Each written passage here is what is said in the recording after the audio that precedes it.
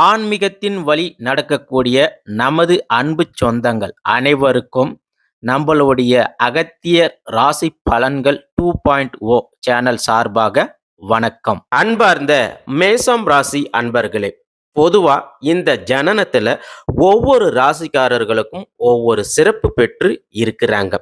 அந்த வகையில இந்த மேச ராசிக்காரர்கள் நீங்க யாரு? அதாவது உண்மையாகவே நீங்க யாரு?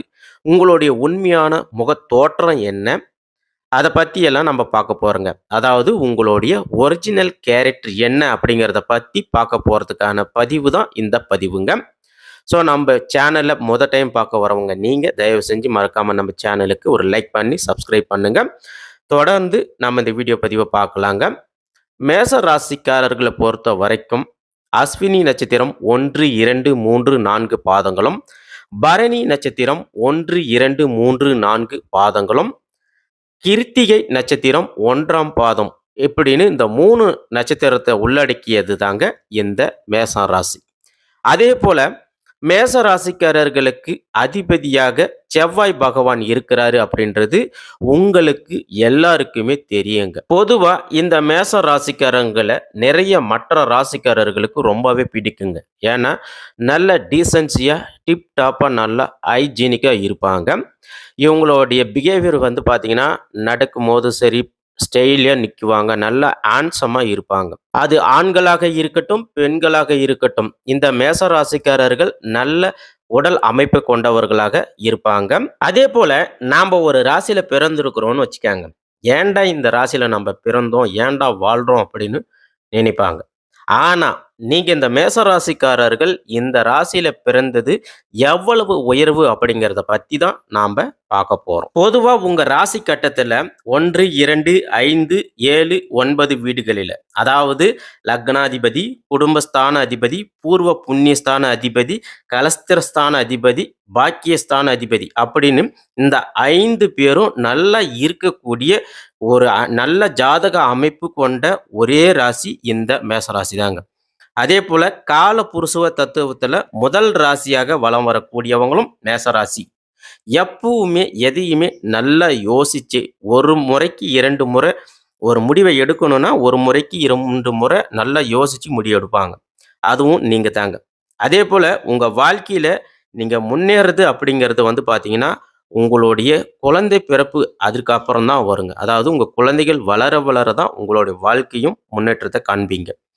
அடுத்ததா மேசம் ராசிக்காரர்களை பொறுத்த வரைக்கும் உங்களுக்கு 2 ராசிக்காரர்கள் ஒத்தே பார்க்க மாட்டாங்க. அதாவது கன்னி, விருச்சிகம் இந்த 2 ராசியுமே உங்களுக்கு எப்பவுமே ஒத்தே போகாதுங்க.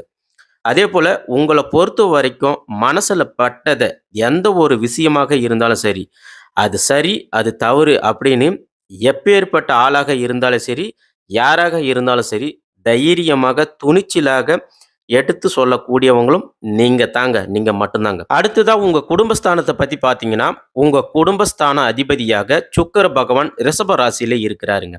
அப்ப உங்க குடும்ப வாழ்க்கையை பொறுத்த வரைக்கும் நீங்க ரொம்ப சந்தோஷமாக இருப்பீங்க. குடும்பத்துல யாரையும் எதுக்காகவும் விட்டு கொடுத்து போக மாட்டீங்க. கணவன் மனைவியாக இருக்கட்டும், குழந்தைகளோட ரொம்ப சந்தோஷமாக அவங்களுடைய தேவைகளை நீங்க பூர்த்தி செய்வீங்க.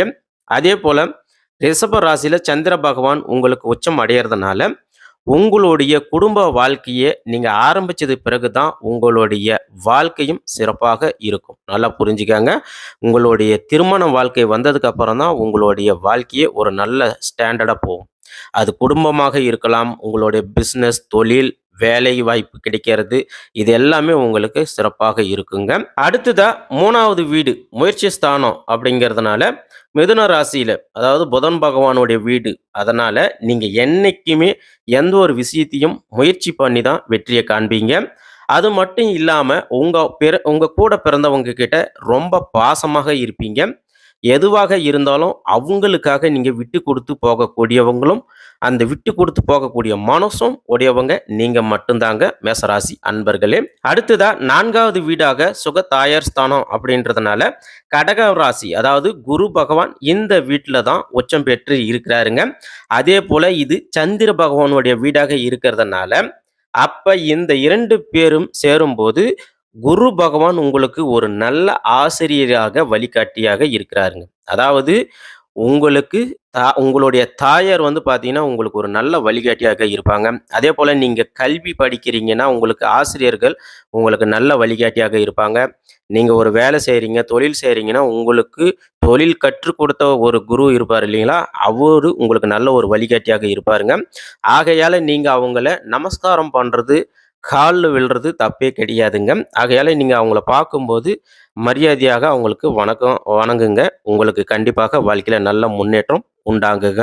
அதேபோல நம்ம சொன்ன மாதிரி, உங்களுக்கு புதன் பகவான் இருக்கிறதுனால கல்வி ஆற்றல் கொடுப்பாருங்க. அதேபோல மேச ராசிக்காரர்கள் தாய் மீது ரொம்ப அக்கறையும், பாசம் உடையவர்களாக நீங்க இருப்பீங்க. அடுத்ததா நீங்க எப்பவுமே ஏதாவது ஒரு வேலைய செஞ்சோ, இல்ல ஒரு பிசினஸ் அந்த மாரி பண்ணி தான் உங்க வாழ்க்கைய நீங்க டெவலப் பண்ணிக்குவீங்க. அந்த ஆற்றல் உடையவங்களும் நீங்க தாங்க. அதேபோல உங்களுக்கு பூர்வ புண்ணிய சொத்துக்கள் மூலமாக அனுபவிக்கிறதுக்கான வாய்ப்புகள், அமைப்புகள் குறைவா தாங்க இருக்கு. ஆனா மற்ற ராசிக்காரர்கள விட நீங்க மேச ராசிக்காரர்கள் எப்பவுமே நேர்மையாக உழைக்கணும், கஷ்டப்பட்டு உழைக்கணும் அப்படின்னு நினைக்கக்கூடியவங்களும் நீங்க தாங்க.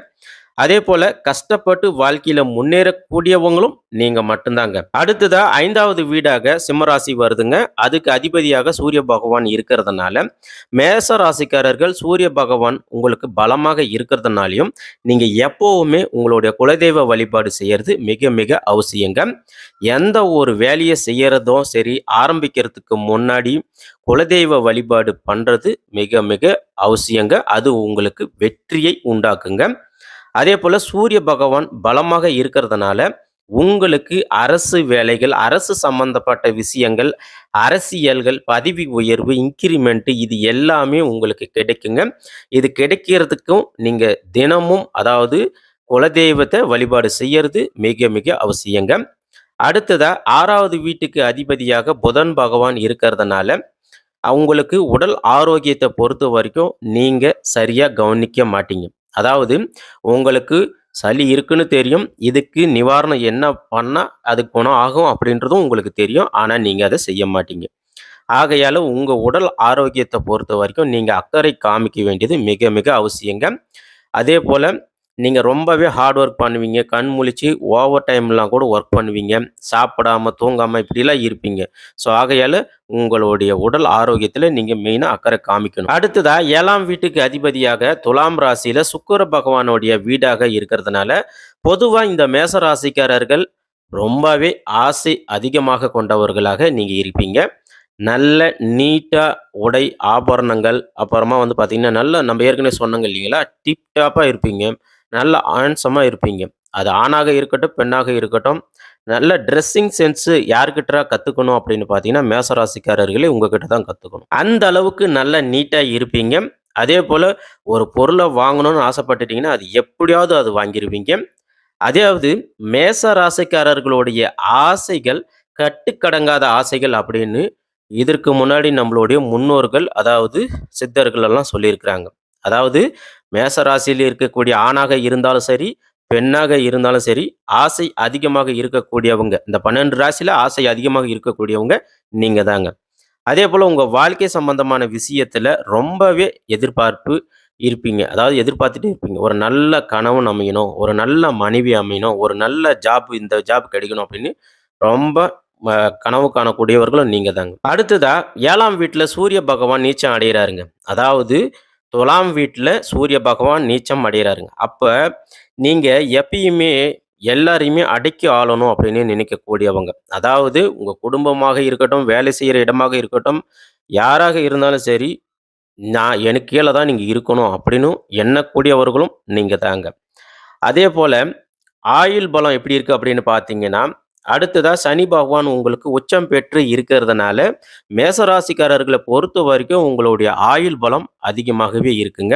ஏன்னா கலஸ்திர ஸ்தானத்துல சனி பகவான் உச்சம். அப்ப மேசராசிக்காரர்களுடைய ஆயுள் கண்டிப்பாக அதிகமாக இருக்குங்க. அடுத்ததா 8ஆம் வீட்டுக்கு அதாவது 8ஆம் வீடாக வந்து விருச்சிக ராசி, செவ்வாய் பகவான் அதிபதியாக வர்றதுனால, நாம ஏற்கனவே சொன்ன போன மாரி உங்க உடல் நலத்த பொறுத்தவரைக்கும் நீங்க மறுபடியும் சொல்றேங்க, அக்கறை காட்டணுங்க.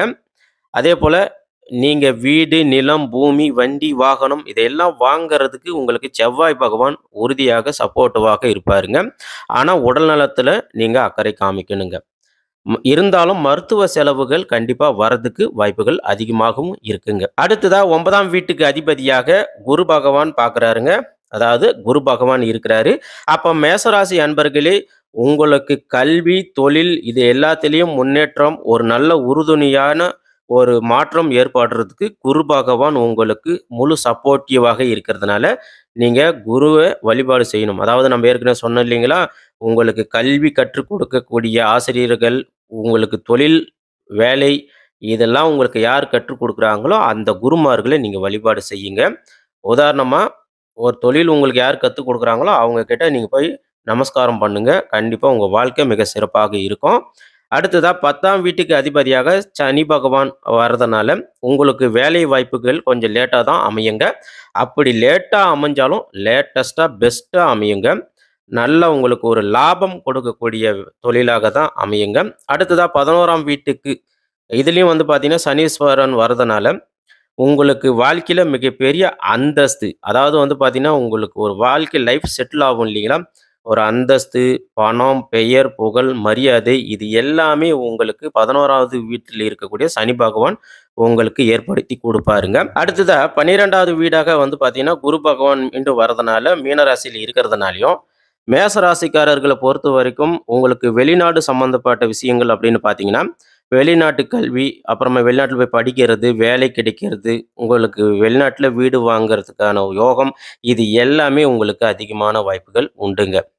ஆகையால மற்ற ராசிய கம்பேர் பண்ணும்போது மேச ராசிக்காரர்களுக்கு இந்த வாய்ப்பு அதிகமாகவே இருக்குன்னே சொல்லலாங்க. ஆகையால மேச ராசிக்காரர்களே, இன்னும் உங்களுடைய வாழ்க்கை மிக சிறப்பாக அமைந்திட, நீங்க வைத்தீஸ்வரர் கோயிலுக்கு சென்று வழிபாடு செய்யறது மிக மிக சிறப்புங்க. ஆக்சுவலா மயிலாடுதுறையில வைத்தீஸ்வரர் ஆலயம் இருக்குங்க. அங்க சென்று நீங்க வழிபாடு செய்யறது மிகவும் சிறப்பு. அதேபோல உங்களுக்கு கடவுள் அதாவது வந்து பார்த்தீங்கன்னா, உங்க ராசிக்கு செவ்வாய் பகவான் அதிபதியாக இருக்கிறதுனால, முருகப்பெருமானை நீங்க வழிபாடு செய்யறது மிக மிக சிறப்புங்க. திருச்செந்தூர் சென்று நீங்க வழிபாடு செய்யறது மிக மிக உங்களுக்கு வாழ்க்கையில முன்னேற்றத்தை உண்டாக்குங்க. அதேபோல முடிஞ்ச வரைக்கும் நீங்க ஒரு வெள்ளை நிற ஆடைகளை அணிவது மிக சிறப்பாக இருக்குங்க. அதேபோல நீங்க எங்க போனாலும் சரி, சந்தனம் இட்டு செல்வது மிகவும் உகந்ததாக இருக்குங்க. வேற எந்த ஒரு பரிகாரங்களோ எதுவும் தேவைப்படாதுங்க. நீங்க வைத்தீஸ்வரர் ஆலயம் சென்று வழிபாடு செய்யுங்க. அதேபோல திருச்செந்தூர் ஒரு முறையாவது நீங்க போயிட்டு வாங்க. உங்க வாழ்க்கையில ஒரு மிகப்பெரிய மாற்றம், முன்னேற்றம் உண்டாகுங்க. இந்த வீடியோ பதிவு உங்களுக்கு பிடிச்சி இருந்துச்சுன்னா, மறக்காம நம்மளுடைய அகத்தியர் ராசி பலன்கள் 2.0 சேனலுக்கு ஒரு லைக் பண்ணி, சப்ஸ்கிரைப் பண்ணி வச்சுக்கங்க. அப்படியே சைடு இருக்கிற பெல் பட்டனை பிரஸ் பண்ணிக்கங்க. உங்க ஃப்ரெண்ட்ஸ், ஃபேமிலிக்கு எல்லாருக்குமே ஷேர் பண்ணுங்க. வாழ்க வளமுடன். நன்றி. வணக்கம்.